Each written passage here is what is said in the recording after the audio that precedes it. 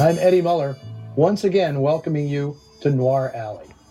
For many fans of the genre we celebrate here, it's not truly a film noir unless there's a femme fatale. By historical definition, this means a woman who uses her sexual allure to coerce men into doing her bidding. She goes by many names: vamp, seductress, siren, temptress, but one descriptor rarely used for a femme fatale is housewife. Yet that's the evil schemer at the heart of today's movie, a middle-class housewife who figures she's entitled to everything and will stop at nothing to get it. That's the character played by film noir favorite Elizabeth Scott in Too Late for Tears. This film virtually disappeared in the latter half of the 20th century. Finding it and restoring it became something of a crusade for my Film Noir Foundation, which ever since its creation in 2006 had this movie at the top of its most wanted list.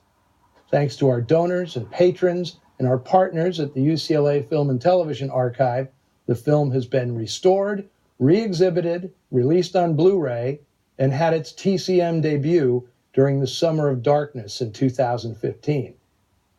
After the film, I'll share some details about its escape from oblivion.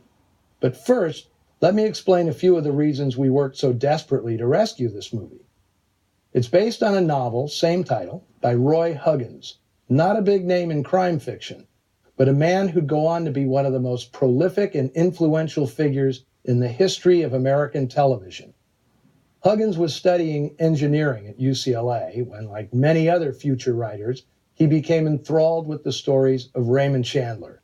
He studied the writer's style and ended up producing 3 novels of his own, which he freely admitted were carbon copies of the master.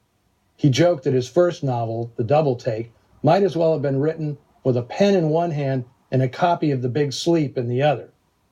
Now, it was bought by Columbia and turned into the 1948 detective yarn I Love Trouble, starring Franche Auton and just about every starlet on the studio lot.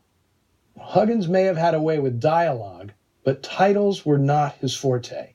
His follow-up novel was called Break the Wild Wind, until a sensible editor at William Morrow renamed it Nothing But the Night. When it was serialized in the Saturday Evening Post, it was retitled Too Late for Tears. It wasn't a detective story, however. The plot was closer to the tales of another influential crime writer, James M. Cain, creator of The Postman Always Rings Twice and Double Indemnity, who specialized in lust and greed breaking apart already fragile homes. Huggins did retain, as he always would, a knack for wisecracks gleaned straight from Chandler. Stalling, honey? What do I call you besides stupid? Stupid will do if you don't bruise easily. Otherwise, you might try Danny.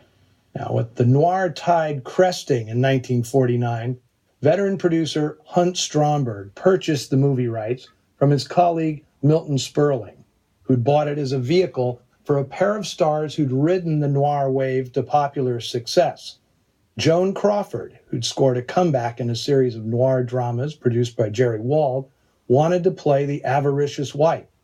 And volatile newcomer Kirk Douglas, whose introduction to audiences came in crime pictures The Strange Love of Martha Ivers, Out of the Past, and I Walk Alone, was going to play her scheming partner in crime, Danny Fuller.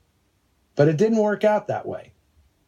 When Stromberg found himself short of funding, he mounted the production through a package deal with Republic Pictures and independent producer Hal Wallace, which left him with a pair of second-tier players as his stars, actors who, not coincidentally, were even more synonymous with crime pictures than the big stars who got away.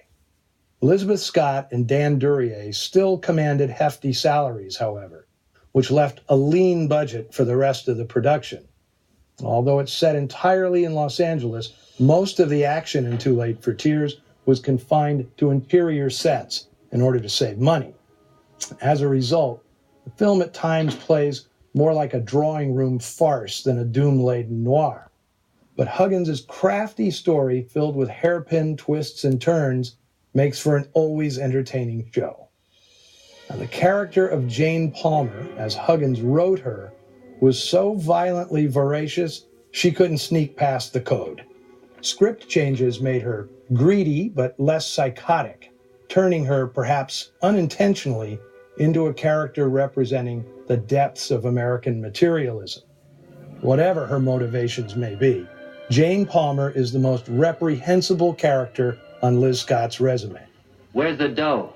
Those things in the kitchen happen to belong to my sister-in-law. And I let you in because, well, housewives can get awfully bored sometimes. So imagine my disappointment when, after working so hard to restore the film, Ms. Scott declined to attend its re-premiere. She hated it. She did appear with Pitfall and Desert Fury, but Too Late for Tears was, for her, a film too far. Apparently, Ms. Scott did not relish playing the villain. That was typically the territory of her co-star, Dan Duryea, who by this time had acquired such a reputation for slapping around his leading ladies that United Artists actually made this the film's poster image. They literally do not make them like that anymore.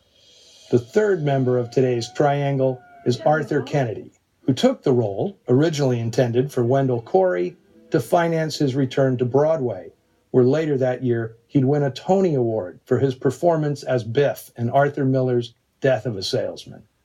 Kennedy's naturalness is completely at odds with the more theatrical performances of Scott and Duryea. It's like he's from another world, or at least a different acting class. Considering the deceitful dynamics of the script, the wildly divergent personas of the actors work to the film's advantage. Directed by Byron Haskin and featuring in supporting roles Don DeFore and Christine Miller, Noir Alley is pleased to present the Film Noir Foundation's restoration of the once lost 1949 film noir, Too Late for Tears.